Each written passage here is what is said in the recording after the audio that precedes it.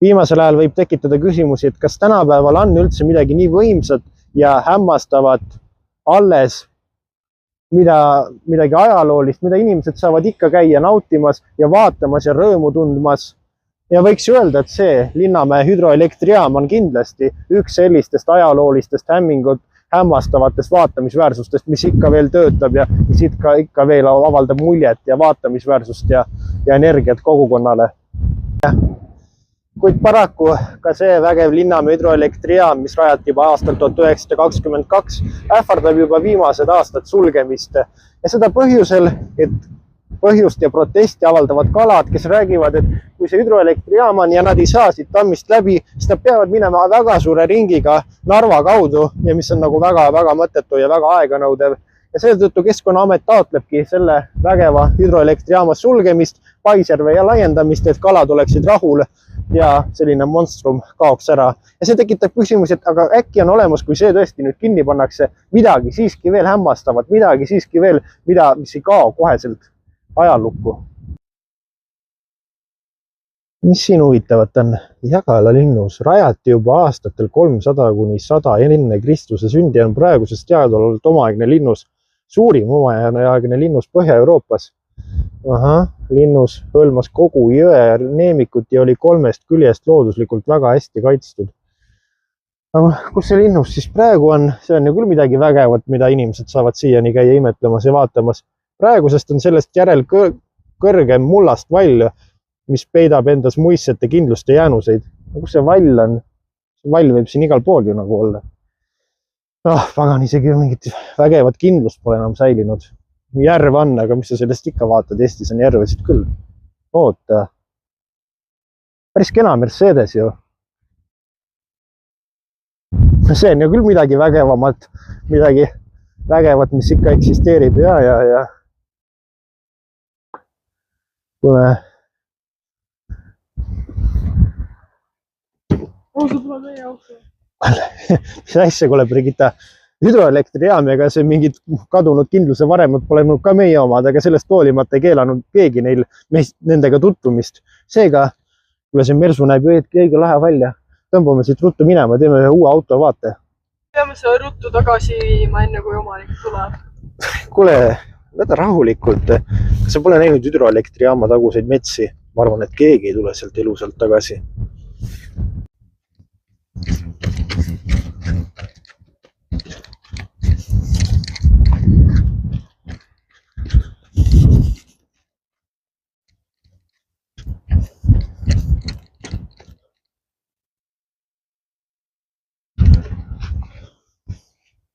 I tried so hard and got so far, but in the end it doesn't. Kuuled seda V6 urinat? See on kindlasti väiksem. Kuule, sa arvad, et ma ei tunne V6 mootorit ära või? Kuule, ma tunnen V6, ma tunnen, ma ei tea, mingi 100 kilomeetri pealt ka iga V6 hääle ma tunnen ära. Ma arvad tõesti, et on väiksem mootor või? Issand jumal. On ju nagu V6, anname häält. Oota.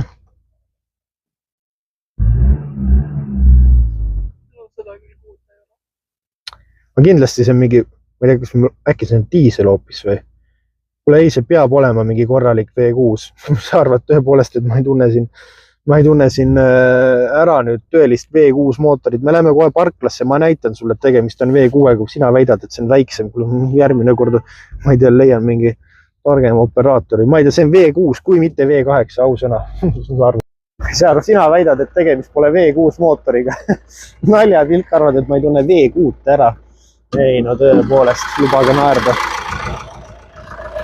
Mis asja?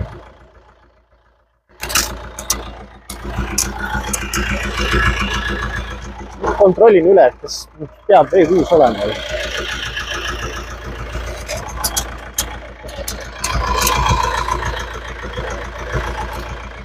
Ja sul oli õigus. See vist tõesti ei ole V6. Mis asi see siis on? Ma olen tõepoolest võtnud järve äärest Mersu, mis pole V6-ga. Pane kaamera kinni korra. Aga tegelikult on selle Mersu puhul mõningaid positiivseid asju ka. esiteks see näeb siiani õige lahe välja ja tegemist on AMG versiooniga, mis juhul on käredam iluvõre, käredam radiaatorvõre, tuhmimad tuled ja operaator Brigitta küsis ka ennem, et miks tal ei ole seda sihikut Mersu logo kapoti peal, sellepärast et see tuli vaid Executive varustustasemel turul. Tagaosa disainis huvitab meid kõiki, et kas Mercedes tegi ligi 10 aastat tagasi ägedamaid autosid kui praegu.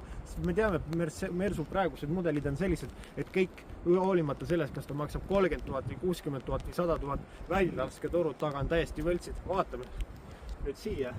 Siin on küll eriti lahedad väljalasketorud tunduvad olevat, aga tegelikult siin pole mitte midagi ja õiged väljalasketorud on hoopis siin all. Milline suur pettumus see saab ühel autofanil olla?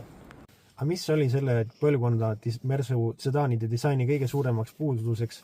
Oli see, et viimase 10 aasta jooksul, kui need eksisteerisid, polnud enam eriti vahet, et kas sa läksid Mersu poodi endale ostma uut sedaankirega autot või näiteks A&M-i ostma endale uut ülikonda. Jah, vahe oli vaid suuruses, sest nii ülikonna puhul sa said valida endale kas SM või L-mõõtu ja nii ka Mersu sedaani puhul endale kas C, E või S-klassi suurust. Jah, muidugi võib öelda, et seal on väikesed erinevused disaini tikandites ja muus mingites voodrites, aga mingi disainis, aga nendest arusaamiseks pidi olema ikkagi tööline rätsep või siis autoinsener. Ja tõepoolest, kui me vaatame, praegu me istume C-klassis, mida me just enne õues nägime, see on E-klassi Mersu, mis tuli välja vahetult peale C-klassi ja see on S-klass, mis tuli välja vahetult enne C-klassi ja nad on ülimalt sarnased ja sa võid öelda, et ei, siin on väikesed erinevused siin tulede osas või iluvõre osas, aga sama hästi võib selle ülikonna suhtes öelda, et selle, ma ei tea, L-suuruses ülikonnas on väikesed tikandi muutused võrreldes, ma ei tea, XL mõõdus ülikonna suhtes.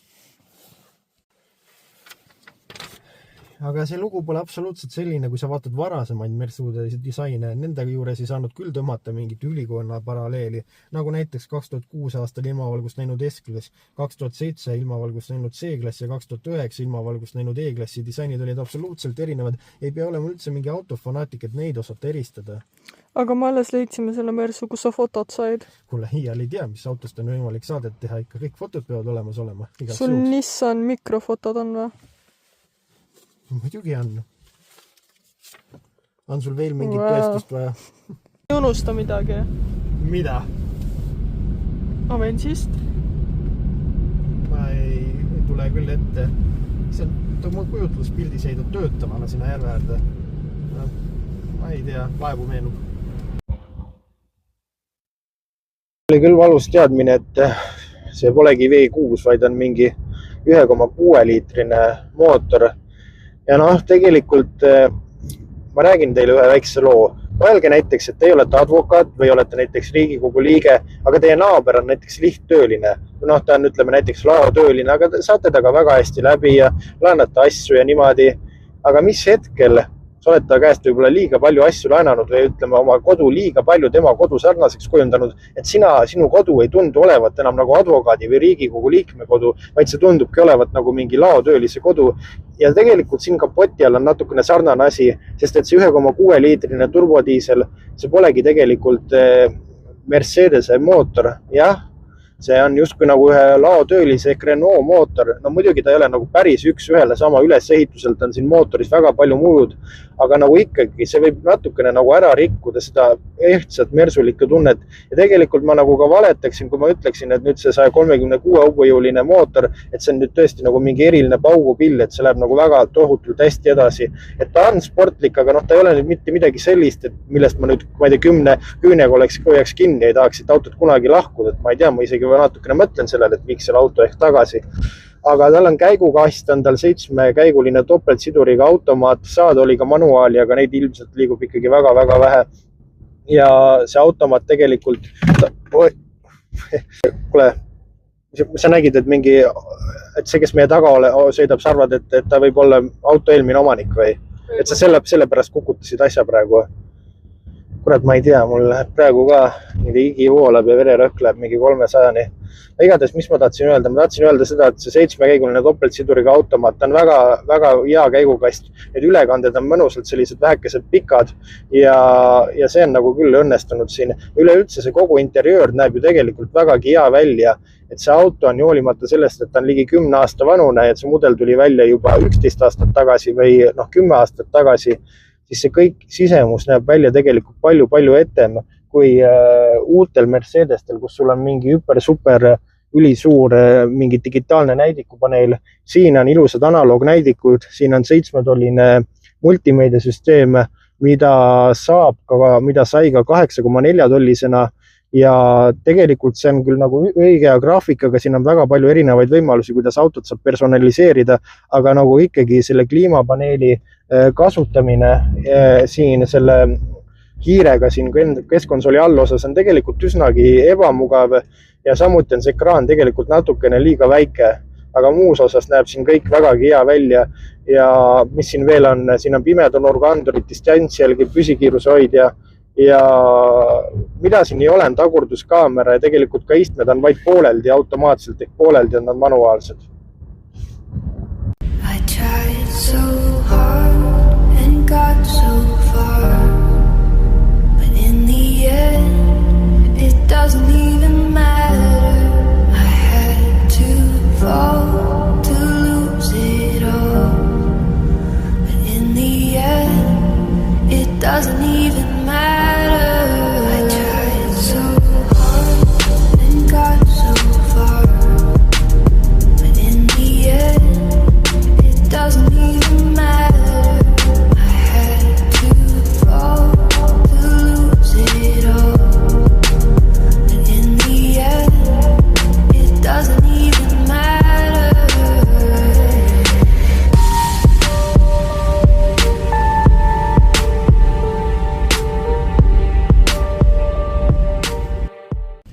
Nii, aga teeksime väikese speeding testi ka. Püüdes käike vahetada rooli taga olevate labadega. Ma olen siiani lumatud sellest, kuidas Avensis tegi seda oma variaatorkäigukastiga, aga nii, 4. käik sees.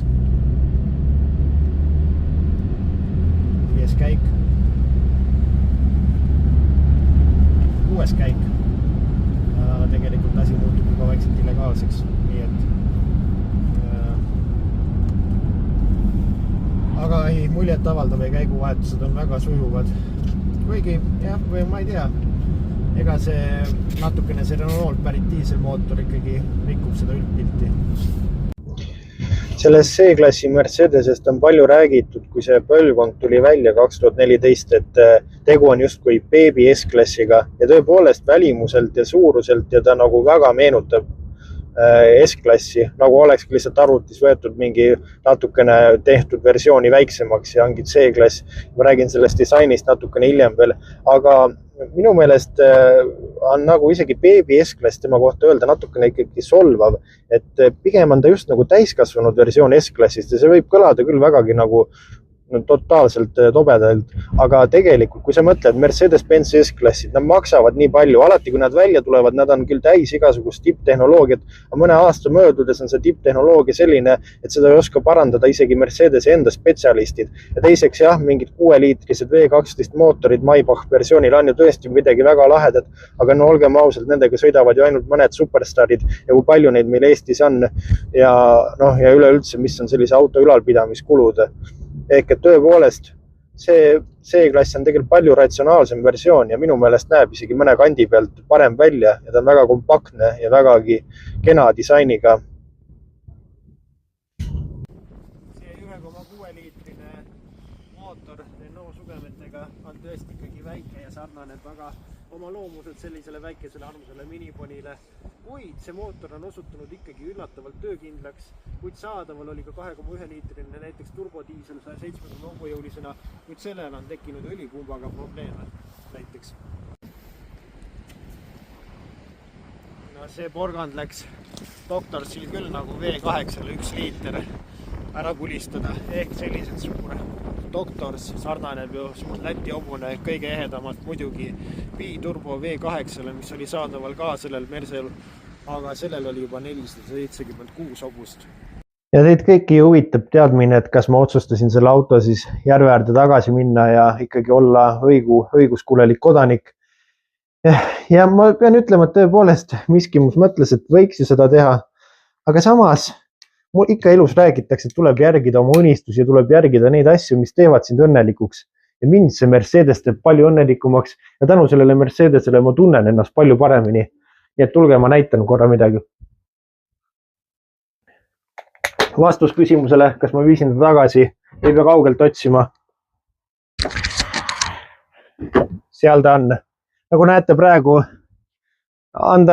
ma panin meelega sellisele ilusale nähtavale kohale, et kõigil oleks ikka näha, kui kes mulle või mu koju siia külla tulevad. Aga hiljem ma ehitan siia talle veel vägevama varjualuse, sest et minu Mercedes on kõike seda väärt tänu temale. Ma tunnen ennast tõesti palju täisväärtuslikumalt ja palju elavanama.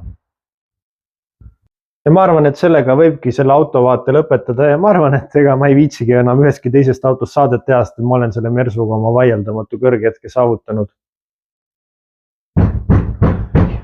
Jumal küll, kes see on ometi? Ei saa ju ometi olla see, keda ma arvan. See totakas selle Mersu veel nii nähtavale kohale paneme. Ma ei julge avada.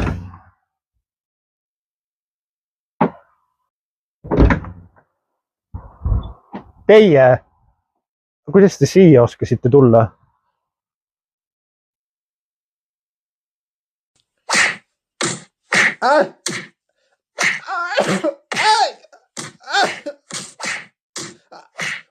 Kuule, aitab käima või? Nagu te näete, siis on saatus koputanud minu uksele kehastudes selle Mercedese õigeks omanikuks. Aigu valus on. Nii kui kogu selle peksmise ajal võis jääda veel kuidagi tunne, et ühel hetkel ta lõpetab ja sellega on minu karistus kantud, siis kui ma ütlesin talle, et kuule, ole hea, äkki saad mind sinna järve äärde tagasi viia, et mul on oma auto seal, ma ei tea, siis ta vihastus kuidagi õige väga ja tundub ja lõi mind see pagasiruumi. Aga tundub, et sinna järve äärde me ka läheme, aga mitte päris sellel eesmärgil. Aga igatahes, et ei arvaks, et ma olen siin veedetud aega siin pagasruumis lihtsalt logelimise peale kulutanud ja minu potentsiaalne hukkamine on seetõttu täiesti mõttetu, siis te eksite. Ma olen välja juurdlenud selle aja jooksul siin pagasruumis, et siin on 480 liitri jagu ruumi ehk et natukene liiga vähe siiski viimaseks heaks teekonnaks.